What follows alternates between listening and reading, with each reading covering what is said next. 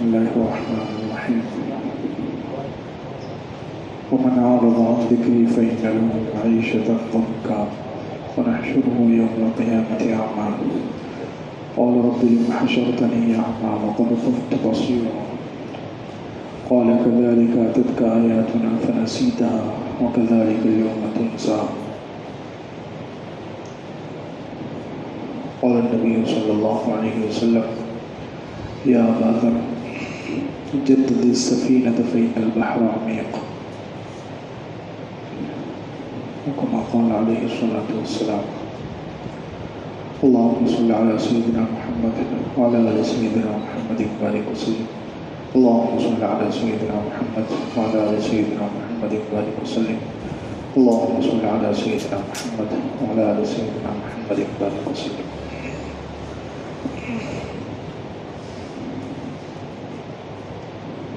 بزرگان محترم،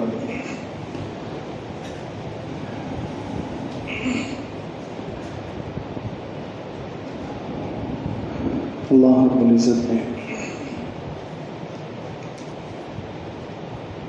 ہم سب کو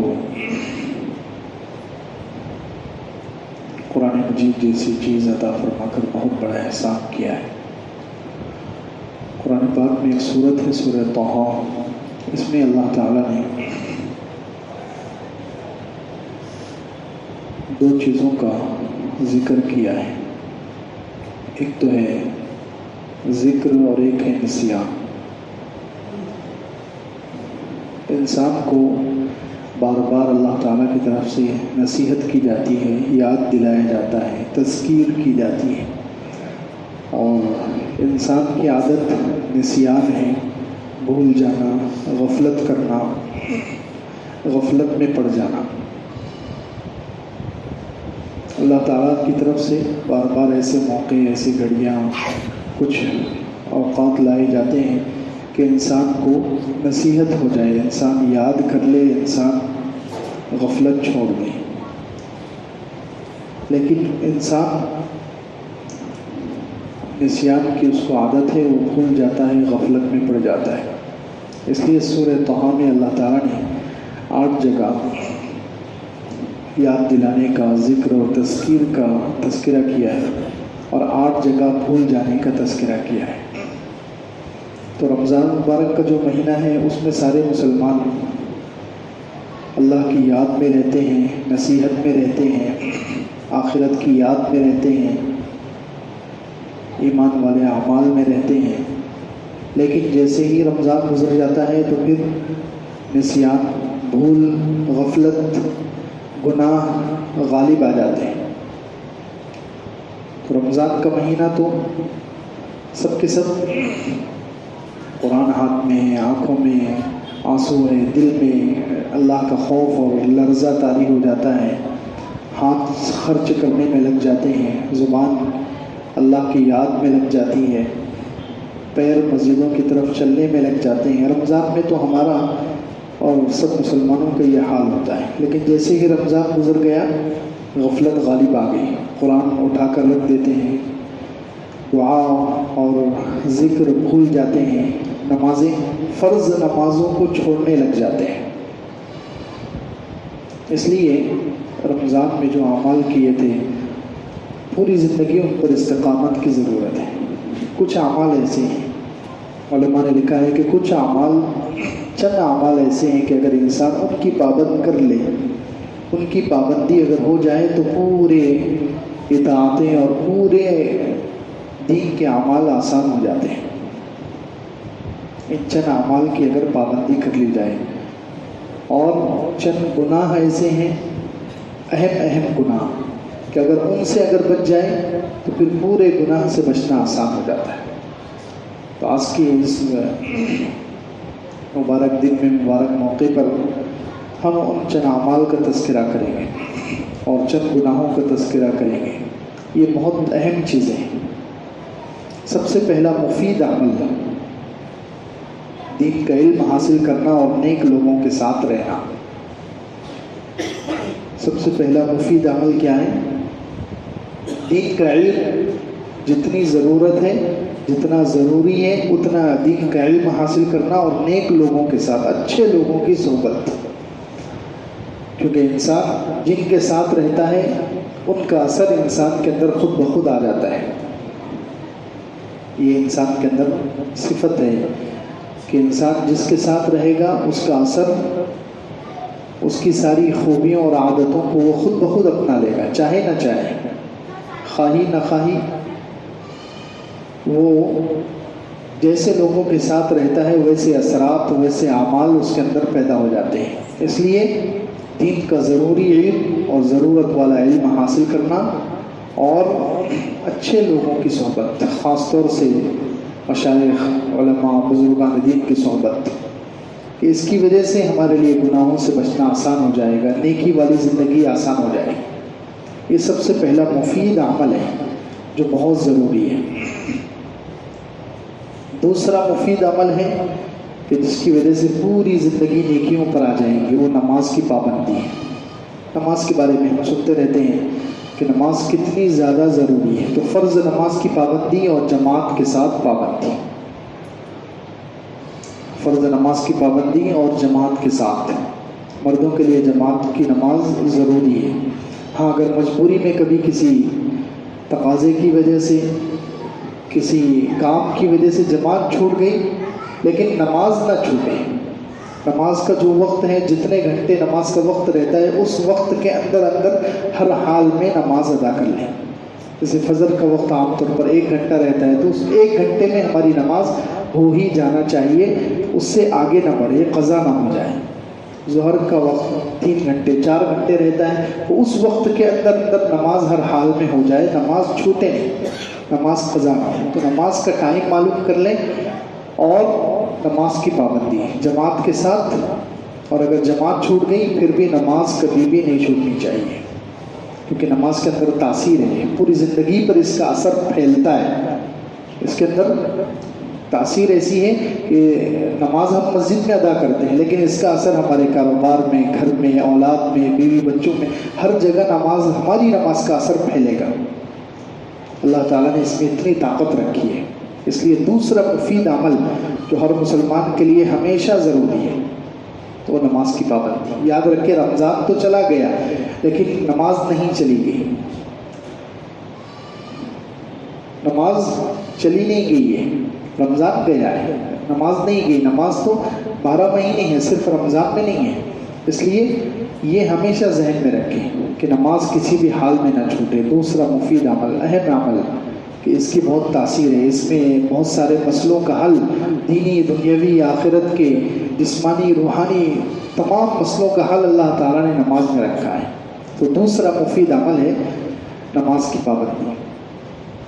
تیسرا مفید عمل ہے کم بولنا اور لوگوں کے ساتھ ملنے جلنے میں کمی کرنا۔ یہ بھی بہت اہم ہے۔ ہاں یاد رکھیں، یہ نہیں کہا جا رہا ہے کہ بالکل نہ بولو یا لوگوں سے بالکل تعلق توڑ دو، جیسے پہلے زمانے میں عیسائی لوگ کرتے تھے، راہب بن جاتے تھے، جنگلوں میں چلے جاتے تھے، 40 سال 50 سال 100 سال وہ ایک معمولی جھونپڑے میں گزار دیتے تھے۔ یہ مطلب نہیں ہے، رہنا اسی شہر میں، اسی جگہ میں، اسی خاندان میں، اسی ماحول میں، لیکن کم بولنا اور لوگوں کے ساتھ کم میل ملاپ، یعنی جہاں ضروری ہے وہ تو بولنا ہے، ضرورت ہے وہ تو بولنا ہے۔ ضرورت جیسے دنیا کا کام کاج ہے، دنیا کے کام کے لیے بولنا پڑ رہا ہے، کاروبار کے لیے بولنا پڑ رہا ہے، اس میں کوئی ممانعت نہیں ہے، وہ منع نہیں ہے۔ کاروبار کے لیے بولنا ہے، یہ ضرورت ہے ہماری، دنیاوی کوئی کام کاج کے لیے بولنا ہے، بیوی بچوں کے ساتھ بولنا ہے، رشتہ داروں کے ساتھ بات چیت ہے، یہ ضرورت والی چیزیں ہیں اور ضروری ہے، تو ان میں تو بولنے کی اجازت ہے۔ باقی بے ضرورت، ہم لوگ مغرب سے پہلے کاروبار سے آ جاتے ہیں، کوئی 7 بجے، کوئی 8 بجے، اب اس کے بعد کھانا کھا کر 2-4 گھنٹے کے لیے باہر نکل گئے، اور اب کیا کام ہے، وہاں کوئی کاروبار کی بات نہیں کریں گے، بس دوستوں کے ساتھ بیٹھ کر گپ شپ۔ یہ منع ہے، یہ سب سے زیادہ دل کو سخت کرنے والی چیز ہے۔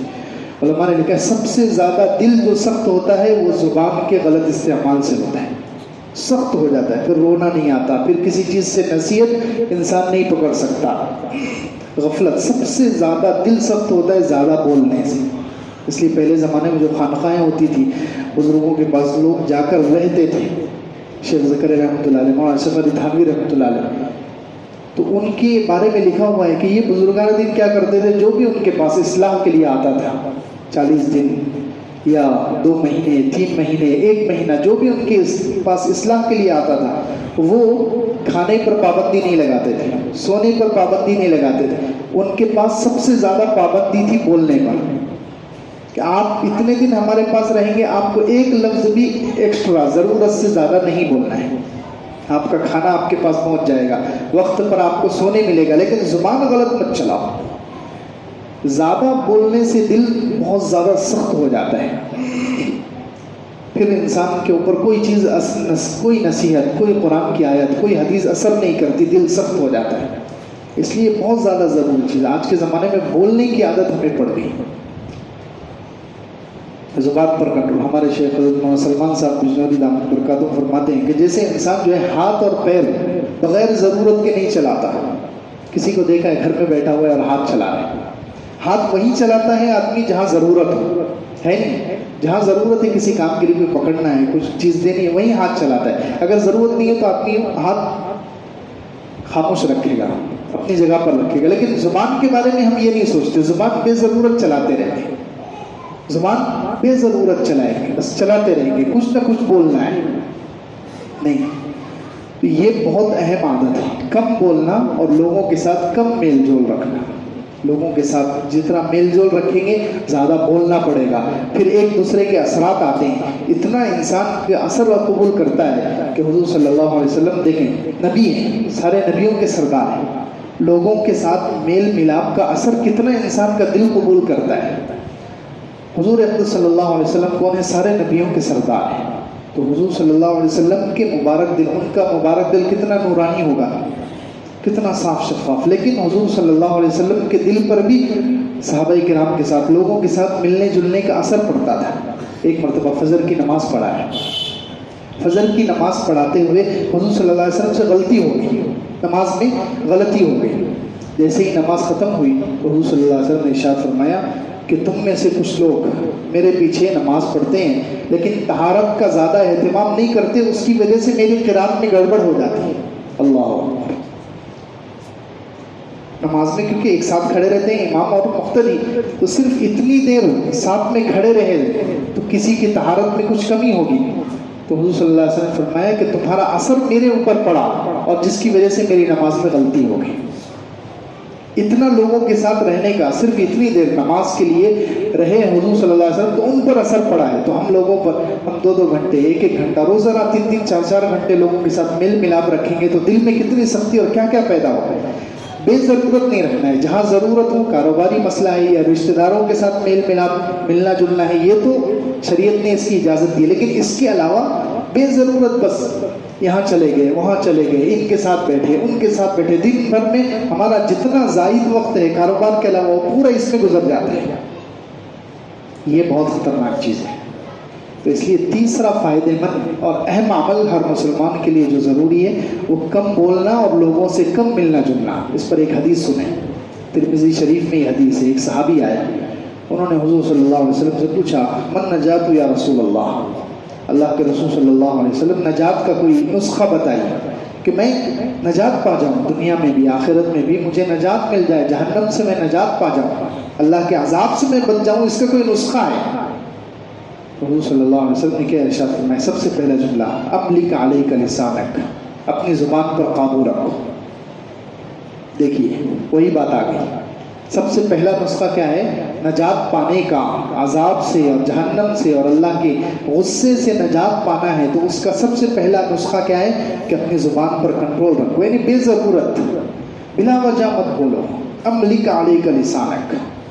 پھر دوسرا جملہ فرمایا ولیسعک بیتک، تیرا گھر تجھے کافی ہو جائے، یعنی گھر میں رہو، کاروبار کے علاوہ جو وقت ہے وہ گھر میں رہو، جہاں وقت دینا ضروری ہے ہم وہاں وقت نہیں دیتے، بیوی کو وقت دینا ضروری ہے، بچوں کو وقت دینا ضروری ہے، وہاں وقت نہیں دیں گے، کاروبار سے آئے، کھانا کھایا اور دوستوں کے لیے باہر نکل گئے، جہاں وقت دینا ضروری ہے وہاں وقت دیجیے، تاکہ بیوی کی بھی اصلاح ہو، بچوں کی بھی اصلاح ہو، ان کی تربیت ہو، یہاں وقت دینا ضروری ہے۔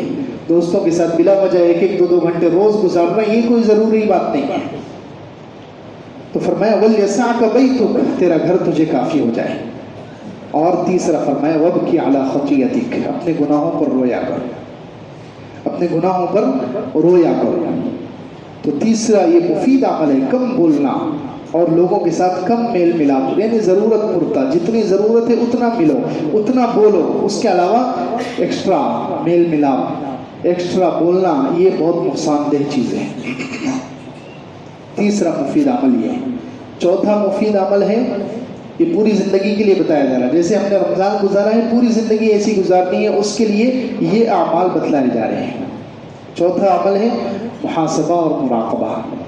مراقبے کا مطلب اللہ کی یاد، ہمیشہ یہ ذہن میں رکھنا کہ میں اللہ کی نظر میں ہوں، اللہ تعالیٰ مجھے دیکھ رہا ہے، میں اللہ کی نظر میں ہوں، اللہ تعالیٰ مجھے دیکھ رہا ہے۔ یہ سوچ، اس کو کہتے ہیں مراقبہ۔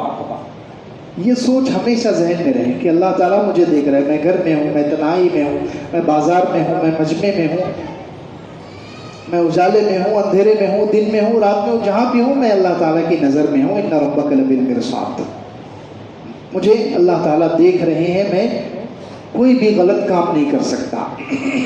یہ مراقبہ اس کو کہتے ہیں۔ اور اس کے ساتھ ہے محاسبہ۔ محاسبہ کا مطلب روزانہ رات کو 5 منٹ یا 2 منٹ اپنے بستر پر بیٹھ جائیں اور یہ اپنا حساب کتاب کریں کہ آج دن میں نے کون سا گناہ کیا ہے، کتنے گناہ کیے، یہ سوچ کر، بلکہ بعض علماء تو کہتے ہیں یہ سوچ کر بستر پر بیٹھ جائیں، یہ تصور کرے، یہ سوچے کہ میں اللہ تعالیٰ کے سامنے کھڑا ہوا ہوں، اللہ تعالیٰ نے میرا حساب لینا شروع کر دیا ہے اور مجھ سے پوچھ رہے ہیں کہ آج تو نے یہ گناہ کیوں کیا، تیرے پاس کیا عذر ہے۔ ایسے اگر سوچیں گے تو انشاءاللہ روزانہ گناہ کم ہونا شروع ہو جائے۔ اپنا حساب لیں، ہم لوگ نہیں لیتے، سالوں گزر جاتے ہیں، ہم یہ سوچتے ہی نہیں، اس لیے غفلت میں ہم دنیا سے جا رہے ہیں۔ کتنے مسلمان غفلت میں جا رہے ہیں؟ نہیں، روزانہ ہم محاسبہ، اپنا حساب لیں، بستر پر بیٹھ کر 5 منٹ 2 منٹ سوچیں کہ آج مجھ سے کتنے گناہ ہوئے، میں اللہ کو حساب دے رہا ہوں، میرے پاس کوئی عذر نہیں ہے، خدا نخواستہ اگر میرے لیے جہنم کا فیصلہ ہو گیا تو کیا ہوگا۔ یہ ہے مراقبہ اور محاسبہ۔ تو چوتھا مفید عمل ہے سوچنا کہ اللہ تعالیٰ مجھے دیکھ رہے ہیں، اور رات میں 5 منٹ یا 2 منٹ اپنا حساب لینا کہ مجھ سے کتنے گناہ ہوئے۔ گناہ ہو گئے تو پھر 5واں عمل ہے توبہ اور استغفار۔ دن بھر کا ہم نے حساب لیا، ہمیں معلوم ہوا کہ آج میں نے 5 گناہ کیے، آج میں نے 10 گناہ کیے ہیں، فلاں کو گالی دے دی تھی، فلاں مسلمان کو تانا دے دیا تھا، یہ جھوٹ بول دیا تھا، یہ کام کر دیا تھا، یا آنکھ سے یہ گناہ ہو گیا تھا، ہاتھ سے یہ گناہ ہو گیا تھا۔ تو پھر توبہ اور استغفار، یہ 5واں عمل ہے۔ توبہ اور استغفار کی عادت ڈالیں، روزانہ سوتے وقت یہ 2 کام، ایک تو اپنے حساب لیں اور پھر فوراً توبہ اور استغفار کر کے سوئیں کہ آج دن پر جو گناہ ہوئے اللہ میں ان سے معافی چاہتا ہوں۔ روزانہ توبہ کی عادت ڈالیں، بار بار توبہ کرنے والے اللہ تعالیٰ کو پسند ہے۔ توبہ کرنے سے کترانا نہیں ہے، شرمانا نہیں ہے۔ شیطان ہمیں شرم میں ڈال کر توبہ سے محروم کر دیتا ہے۔ شرم میں ڈال کر کہ ہم کتنی مرتبہ اللہ سے معافی مانگیں گے، شیطان یہ سوچ دل میں ڈالتا ہے کتنی مرتبہ اللہ سے معافی مانگیں گے، جانے دو۔ نہیں، جب گناہ نہیں چھوٹتا تو توبہ کیوں چھوٹ جاتی ہے؟ گناہ کا علاج ہی توبہ ہے، اور توبہ اللہ تعالیٰ کو پسند ہے۔ جتنی زیادہ مرتبہ توبہ کریں گے اتنی زیادہ مرتبہ اللہ تعالیٰ معاف کرنے پر قادر ہے۔ اس لیے یہ 5واں عمل ہے۔ تو یہ اعمال کریں، انشاءاللہ اپنی زندگی صحیح ہوگی۔ اور کچھ گناہ ہیں کہ جن کو چھوڑنے سے پورے گناہ چھوڑنا آسان ہو جائے گا۔ یہ کچھ گناہ بھی ذہن میں رکھیں تاکہ پورے گناہ ہماری زندگی سے چھوٹ جائیں۔ سب سے پہلا گناہ ہے غیبت۔ سب سے پہلا گناہ جسے چھوڑنا ضروری ہے وہ کیا ہے؟ غیبت۔ کسی کے پیٹھ پیچھے برائی کرنا، پیٹھ پیچھے کسی کا برا تذکرہ کرنا، کہ اگر سامنے وہ تذکرہ کیا جائے تو اس کو برا لگے، یہ بہت خطرناک گناہ ہے۔ زنا سے بدتر اس کو کہا گیا، زنا سے بڑا گناہ اس کو کہا گیا۔ اس کی وجہ سے پورے نیک اعمال ضائع ہو جاتے ہیں، اس کے کھاتے میں چلے جاتے ہیں، اس کی غیبت کی جا رہی ہے۔ اس لیے غیبت سے اپنے آپ کو بچائیں۔ جب بھی بیٹھیں تو بس اگر ہم اپنے 2 دوستوں کے ساتھ بیٹھے ہیں تو ان سے کہہ دیں کہ بس ابھی ہم لوگ جتنے موجود ہیں، ہم بس اب 3 لوگ موجود ہیں، 3 کی بات ہوگی، جو حاضر نہیں ہیں ان کا تذکرہ ہی نہیں۔ اچھا بھی تذکرہ نہیں، برا بھی نہیں، کیونکہ ہم کسی کا پہلے اچھا تذکرہ کرتے ہیں، کسی کا اچھا ہی یار فلاں دوست میں یہ اچھا ہی ہے، لیکن جب شروع کرتے کرتے کرتے اگر ہم نے نہیں کی تو دوسرا غیبت کر دیتا ہے، نہیں یار اس کے اندر یہ برائی ہے، اس کے اندر یہ خامی ہے، تو جو موجود نہیں ہے اس کا تذکرہ ہی مت کرو، جو موجود نہیں ہے اس کا تذکرہ ہی مت کرو۔ غیبت خطرناک گناہ ہے، اس لیے سب سے پہلے غیبت سے اپنے آپ کو بچائیں۔ دوسرے، ظلم اور زیادتی، ظلم اور کسی کا حق مارنا، اس سے اپنے آپ کو بچائیں۔ کسی پر مجھ سے ذرا بھی ظلم نہ ہو، ظلم بہت خطرناک ہے۔ ظلم، الظلم ظلمات یوم القیامہ، ظلم قیامت کے دن اندھیروں کی شکل میں آئے گا۔ جو ظلم کرتا ہے وہ ظالم ہے، اور ظالم کے ساتھ اللہ کی مدد نہیں ہوتی۔ مظلوم کے ساتھ اگر ہم کسی پر ظلم کریں گے، کسی کا تھوڑا سا حق مار دیا، کسی پر ظلم کر لیا، کسی کو سب کے سامنے ذلیل کر دیا، ہمارے پاس طاقت ہے، پاور ہے، اس کو استعمال کر کے ہم نے کسی کا حق تلف کر لیا، ضائع کر لیا، تو ہم ظالم بن گئے، وہ مظلوم۔ اگر اس وقت اس کے منہ سے کوئی بد دعا یا جملہ نکل گیا تو پھر ہماری ساری زندگی تباہ ہو سکتی ہے، ہماری دنیا اور آخرت سب کچھ برباد ہو سکتی ہے۔ واتقی دعوت المظلوم، حدیث میں اللہ کے رسول صلی اللہ علیہ وسلم نے فرمایا مظلوم کی بد دعا سے بچو، فَإِنَّهُ لَيْسَ بَيْنَهُ وَبَيْنَ اللَّهِ حِجَابٌ، اس کے اور اللہ کے درمیان کوئی آڑ نہیں ہے، کوئی پردہ نہیں ہے، اس کی دعا سیدھی جاتی ہے عرش پر۔ اس لیے کسی پر اگر ہم تھوڑی بھی ظلم اور زیادتی کریں گے، کہیں ایسا نہ ہو اس کو برا لگ جائے، اس کا دل ٹوٹ جائے، اور اس وقت اس کے دل سے آہ نکلے تو ہماری ساری زندگی خراب ہو جائے۔ تو یہ دوسرا حق، کسی کا حق نہ ماریں، کسی پر ظلم نہ کریں، ہم سے کسی پر ظلم نہ ہو، کسی کو تکلیف نہ پہنچے، ہمیشہ اس کا خیال رکھیں۔ ظلم اور زیادتی کسی پر نہ ہو۔ تیسرا گناہ ہے حرام کمائی سے بچنا، حرام کھانے سے بچنا۔ یہ بھی بہت خطرناک گناہ ہے، حرام کھانا، کیونکہ انسان جو کھاتا ہے جیسا کھائے گا ویسے اعمال اس کے اندر سے نکلیں گے، جیسا کھائے گا ویسے اعمال اس کے اندر سے نکلیں گے۔ اگر اچھی غذا اندر جائے گی تو اچھے اعمال نکلیں گے، پھر نیکیوں کی توفیق ہوگی، نیک کام کے جذبات اور اچھے خیالات اندر پیدا ہوں گے۔ اگر حرام کمائی، حرام لقمہ اندر جائے گا تو پھر حرام لقمے کے اثرات یہ ہوتے ہیں کہ پھر دل اور دماغ گندے ہو جاتے ہیں، ان کے اندر پھر برے خیالات، برائی کا جذبہ، برائی کی طرف قدم اٹھتے ہیں پورا بدن۔ یہ کمائی جو ہے، جو کھانا ہمارے اندر جا رہا ہے، یہ ہمارا پیٹرول ہے۔ پیٹرول جتنا اچھا ہوتا ہے، زیادہ ہوتا ہے، گاڑی اچھی چلتی ہے، اور پیٹرول خراب ہو تو گاڑی خراب ہو جائے گی۔ تو ہمارا پیٹرول، انسان کے جسم کا پیٹرول کیا ہے؟ کھانا ہے۔ تو جتنا اچھا پاکیزہ بہترین غذا کھائیں گے اتنے اچھے اعمال کی توفیق ہوگی۔ اور اگر حرام کمائی، حرام لقمہ یا مشکوک غذا اندر جا رہی ہے، شک والی غذا، تو پھر یہ انسان کو نقصان پہنچاتی ہے، اس کے دل اور دماغ گندے ہو جاتے ہیں۔ یہ تیسرا گناہ ہے جس سے بچنے کی ضرورت ہے۔ چوتھا گناہ جس سے بچنا چاہیے غصہ ہے۔ غصہ یہ بہت خطرناک ہے، منٹ 2 منٹ کا ہوتا ہے لیکن انسان کی زندگی اجاڑ کے رکھ دیتا ہے۔ غصے میں، کیونکہ انسان کی عقل، انسان کو سب سے بہترین چیز، سب سے بڑی نعمت اللہ تعالیٰ نے جو دی ہے وہ عقل ہے۔ عقل بہت بڑی نعمت ہے، جانوروں کے پاس یہ چیز نہیں ہے، اللہ تعالیٰ نے انسان کو عقل دی ہے۔ تو غصے کی وجہ سے یہ عقل پر پردہ پڑ جاتا ہے، پھر وہ بے عقلی کے کام، بے وقوفی کے کام کرتا ہے۔ غصہ، 1 منٹ کا غصہ آیا، بیوی کو 3 طلاق دے دی، اب ساری زندگی اجڑ گئی، خود کی بھی زندگی خراب، ادھر بیوی خراب، بچے اگر ہیں تو بچوں کی زندگی برباد۔ منٹ 2 منٹ کا غصہ، لیکن انجام کتنا خطرناک ہے۔ منٹ 2 منٹ غصہ آیا، اور خدا نہ خواستہ، اللہ نہ کرے، کسی کی زبان سے یہ نکل گیا کہ میں اللہ کو نہیں مانتا، نعوذ باللہ۔ غصے میں لوگ کفریہ جملہ بول دیتے ہیں، غصے میں کفریہ جملہ زبان سے نکل جاتا ہے۔ کسی سے کہو کہ غصے میں ہے وہ، اور اس سے کہہ دو کہ یہ شریعت کا حکم ہے، یہ اللہ کے رسول صلی اللہ علیہ وسلم کی حدیث ہے، وہ غصے میں آ کر انکار کر دیتا ہے کہ نعوذ باللہ میں حدیث کو نہیں مانتا، یہ فوراً کفر ہو گیا۔ تو غصہ 1-2 منٹ کا ہے، لیکن اس کا انجام کتنا خطرناک ہوتا ہے، ساری زندگی برباد ہو جاتی ہے، دنیا کی بھی آخرت کی بھی۔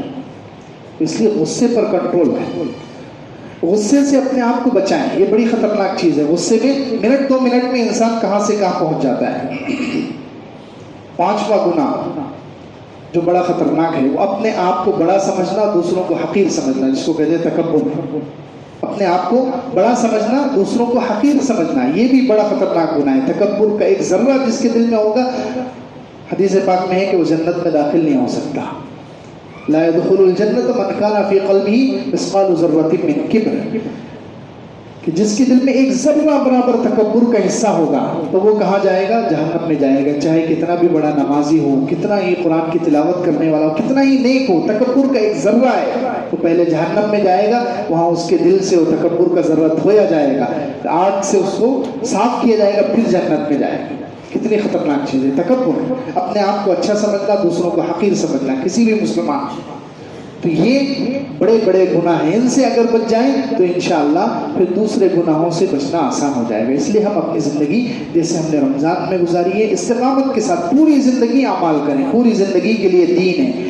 رمضان ختم ہوا، قرآن ختم نہیں ہوا، رمضان ختم ہوا، روزے ختم نہیں ہوئے، رمضان ختم ہوا، تلاوت ختم نہیں ہوئی، رمضان ختم ہوا، نمازیں ختم نہیں ہوئی، رمضان ختم ہوا، اللہ کی ذات ختم نہیں ہوئی، اللہ کی ذات موجود ہے، رمضان ختم ہوا، دعاؤں کا اثر ختم نہیں ہوا، دعائیں صرف رمضان میں قبول نہیں ہوتی، ہمیشہ قبول ہوتی ہے۔ ہمیشہ اللہ سے تعلق قائم رکھیں، جتنے اعمال تھے ان اعمال کو کریں، اور جو گناہ بتائے گئے ہیں یہ 5 گناہ سے اگر بچ جائیں تو انشاءاللہ پوری زندگی آسان ہو جائے گی۔ اللہ تعالیٰ ہم سب کو عمل کی توفیق عطا فرمائے، آمین۔ وآخر دعوانا الحمدللہ۔